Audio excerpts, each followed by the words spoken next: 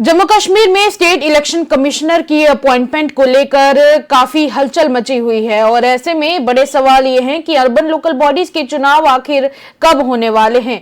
रही बात सरकार की, तो सरकार की तरफ से कमेटी का गठन किया गया है और इस कमेटी में एक अहम मेंबर के तौर पर कैबिनेट मिनिस्टर सकीना इत्तू मौजूद रहने वाली हैं।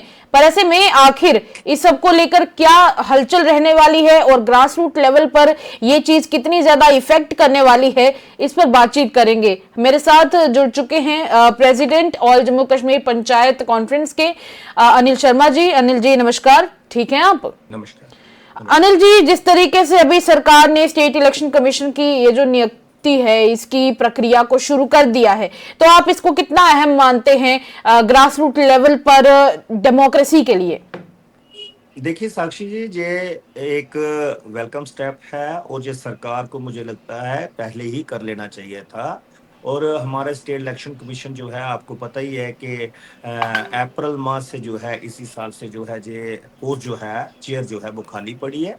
और ये बड़ी अच्छी चीज़ है कि सरकार ने अगर कुछ सोचा है कि स्टेट इलेक्शन कमीशन जो है वो नियुक्त किया जाए, वो ज़रूर किया जाए। और इसी के साथ साथ जो है और भी बड़े सारे बदलाव जो है वो करने की ज़रूरत है। मेरे पास जे एक्ट की तरमीम जो है, जे हुई थी तकरीबन अमेंडमेंट जो है 2018 जी को बिल्कुल जो है जे बिल्कुल एक्ट की तरमीम जो है वो हुई थी। बिल्कुल तो बिल्कुल। मेरे पास जे वो भी पड़ा हुआ है। और जो पुराना जो हमारे पास एक्ट है 1989 और 96 में जब रूल्स बिल्कुल। बने, वो भी मेरे पास एक्ट जी पड़ा जी हुआ है। जी। ये चीजें बड़ी अहम चीजें हैं। और बतौर president all Jammu Kashmir panchayat conference हमारी पूरी टीम, चाहे सूबा कश्मीर से हो, सूबा जम्मू से हो, सभी लोगों ने बड़ी मेहनत की इस पे, ताकि ये स्टेट इलेक्शन कमीशन जो है वो कॉन्स्टिट्यूट हो, जहाँ पे जो है एक अलग से दायरा जो है वो बनाया जाए। क्योंकि पहले जो हमारे चुनाव हुआ करते थे जम्मू कश्मीर के जी अंदर पंचायती राज जी। इंस्टीट्यूशन के, वो साक्षी जी चीफ इलेक्टोरल ऑफिसर के थ्रू जो बिल्कुल है वो हुआ बिल्कुल करते थे। बिल्कुल बिल्कुल। लेकिन जो ग्रास रूट लेवल डेमोक्रेसी है वो ये कहती है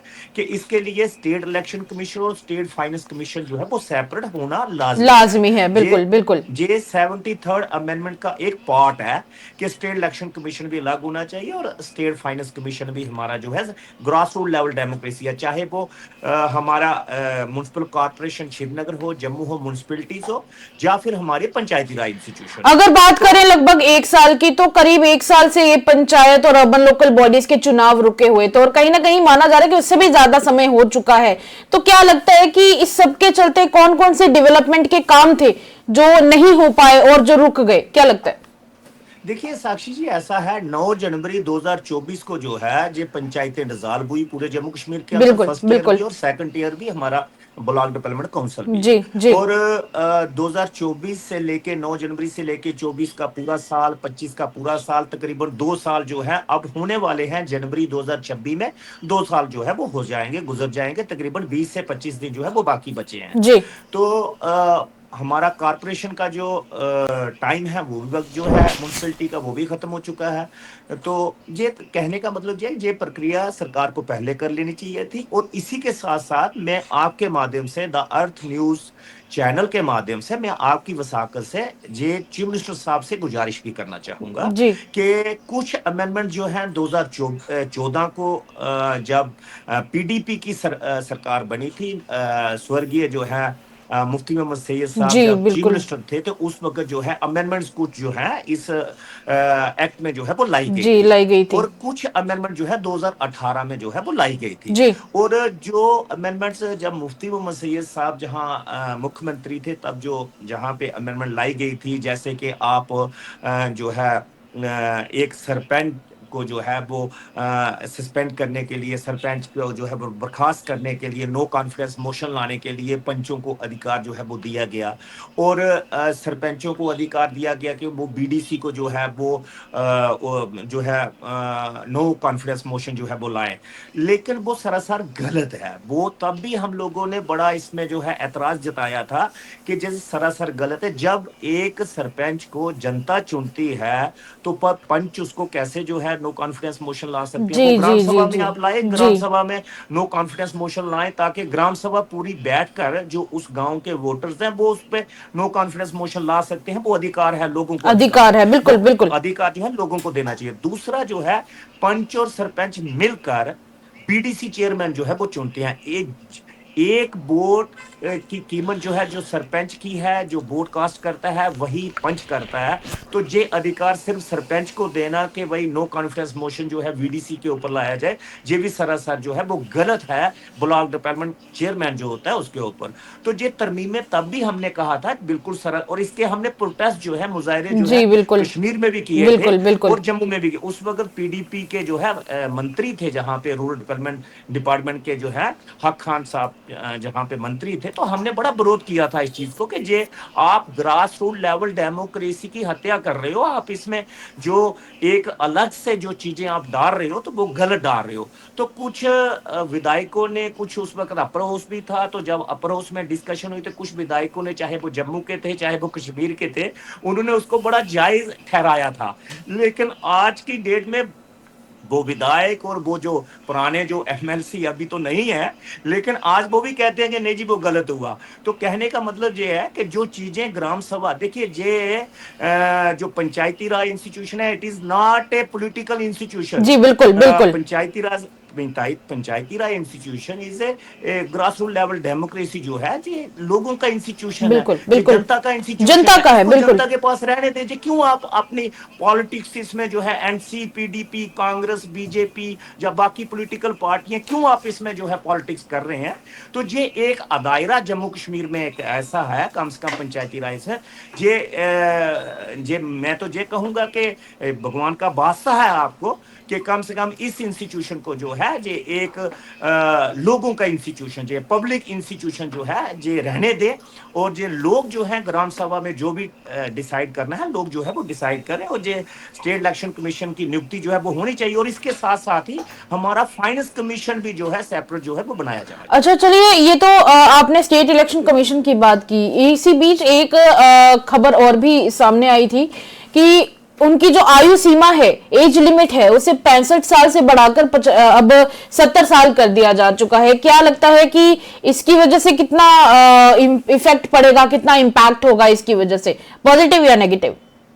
देखिए एक चीज साक्षी जी मैं जरूर कहूंगा कि इन्होंने 60 साल से बढ़ाकर पहले 65 और फिर अब 65 से अब बढ़ाकर 70। 70 जी की जी है। जी जी। तो उसमें जो है वो ज्यादा इफेक्ट, अगर आदमी कोई भी रिटायर्ड आईएएस ऑफिसर जो है या कोई रिटायर्ड आईपीएस जो है, जो भी जम्मू कश्मीर से है, तो अगर उनको अगर वहां पे बिठाते हैं, अगर वो तंदुरुस्त है, अगर वो मेंटली बिल्कुल जो है प्रिपेयर है जी इंस्टीट्यूशन को संभालने के लिए, जी तो इस पे हम कोई नुक्ताचीनी नहीं करेंगे किसी की कि भाई वो चीज गलत है।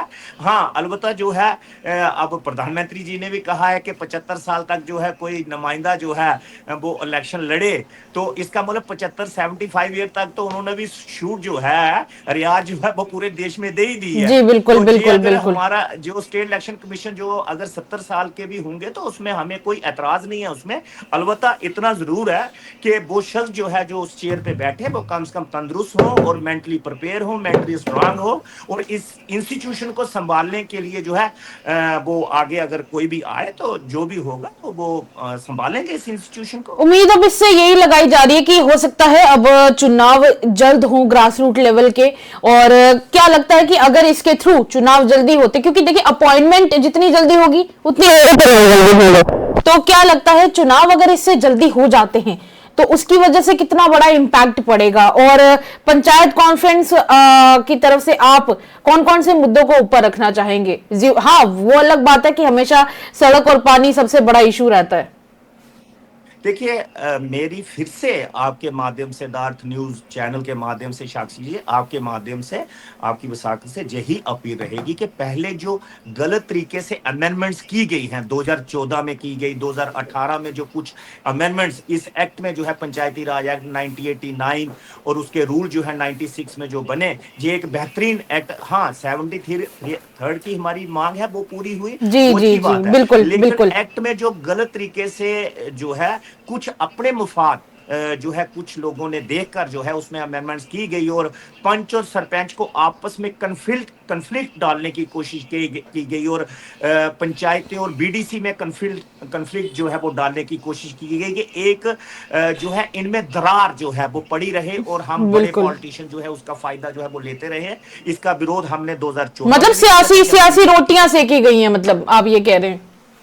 देखिए इसमें अमेंडमेंट जो की थी, एक तो मैंने कहा कि नो कॉन्फिडेंस नो मोशन जो है कॉन्फिडेंस मोशन, बिल्कुल वो ग्राम सभा के पास इसका बिल्कुल। अधिकार ग्राम सभा। देखिए शास्त्री जी, मैं आपको क्लियर कर दूं, जो भी गांव के अंदर ग्राम सभा होती है, जितने भी गांवों के उस पंचायत के वोटर्स होते हैं, वो तमाम लोग जो 18 साल से ऊपर हैं, वो उस ग्राम सभा के जो है वो मेंबर्स ऑलरेडी होते हैं। उनको परमिशन लेने की जरूरत नहीं होती, वो अपने पंचायत में जा सकते हैं, अपने सवाल जो है वो उठा सकते हैं बिल्कुल बिल्कुल विदाउट एनी परमिशन। बिल्कुल। वो जा सकते हैं, उनको अधिकार है। ये अधिकार हमारा पंचायती राज एक्ट 1989 जो है, जो 1989, 96 में जी जो जी रूल्स जी। बने वो उनको देते बिल्कुल हैं। बिल्कुल तो हम ये चाहते हैं कि ग्राम सभा को ज्यादा से ज्यादा जो है वो मजबूत किया जाए। लोग, गांव के अंदर रहने वाले जो मोजिज लोग हैं, जो गांव के अंदर रहने वाले जो बुजुर्ग साहबान है, हमारी मातर शक्ति है, जी हमारी जी। यंग यूथ है, वो ग्राम सभा में जो है वो ज्यादा से ज्यादा पार्टिसिपेशन करे। उसके लिए कुछ ना कुछ जो है तरमीम अगर करनी पड़े तो आप करें जरूर। उसके लिए कुछ जो है ऐसी ऐसी नई नई चीजें जो है वो करें, ताकि लोगों का इंटरेस्ट जो है वो ग्राम सभा में बढ़े। हालांकि जो इन्होंने नो कॉन्फिडेंस मोशन की जो बात की, तब भी हमने इसका विरोध किया था, आज भी हम कर रहे हैं कि ये अमेंडमेंट इसमें होनी चाहिए। नो कॉन्फिडेंस मोशन अगर लाना है तो ग्राम सभा जो है वो नो कॉन्फिडेंस मोशन जो है वो लाए।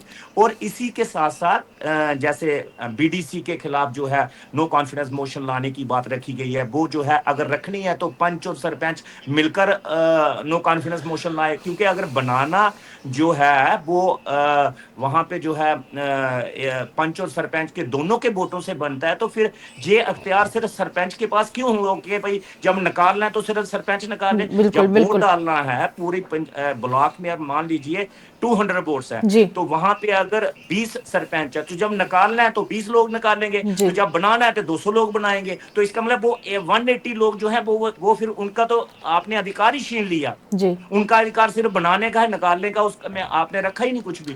तो ये, और तीसरा जो है, जो सबसे अहम चीज है, हमारा डिस्ट्रिक्ट डेवलपमेंट काउंसिल, हमारे पंचायती राज एक्ट को भी करने की कोशिश जो है कुछ पॉलिटिकल लोगों ने जो है वो की है। वो इस तरीके से की है कि मेरे पास ये एक्ट की कॉपी पड़ी हुई है, इसमें जो है district development and planning board है।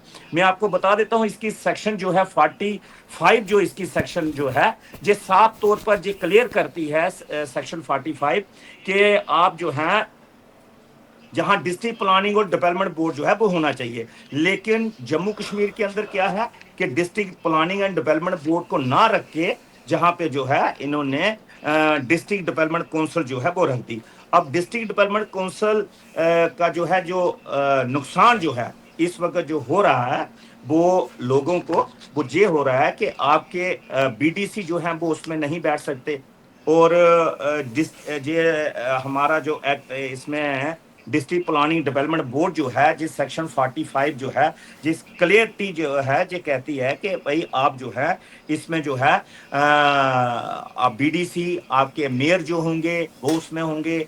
और जो district planning and development board होगा उसमें डीडीसी जो होगा, डिस्ट्रिक्ट प्लानिंग डेवलपमेंट बोर्ड का जो चेयरपर्सन होगा, वो डीडीसी नाम नहीं होगा, डिस्ट्रिक्ट प्लानिंग डेवलपमेंट बोर्ड होगा। बोर्ड के मेंबर रहेंगे और वो मेंबर जो है वो फैसला करेंगे कि अपनी डिस्ट्रिक्ट के अंदर डेवलपमेंट जो है वो किस तरीके से जी होगी। जी। और उसके उसके जो जो फाइनेंस किस तरीके से जो है आपने खर्च करना है, वो सेक्शन 46 में जो है वो क्लियरिटी से बताया हुआ है। तो ये अमेंडमेंट जो है वो करने की जरूरत है। और ये डीडीसी का जो है इस वक्त जो सेक्रेटरी जो होता है, जो डिस्ट्रिक्ट चेयरपर्सन का जो सेक्रेटरी है, वो जो है डिप्टी कमिश्नर को हटाकर जो है एडीडीसी को जो है या एडीसी को जो है वो रखा गया है।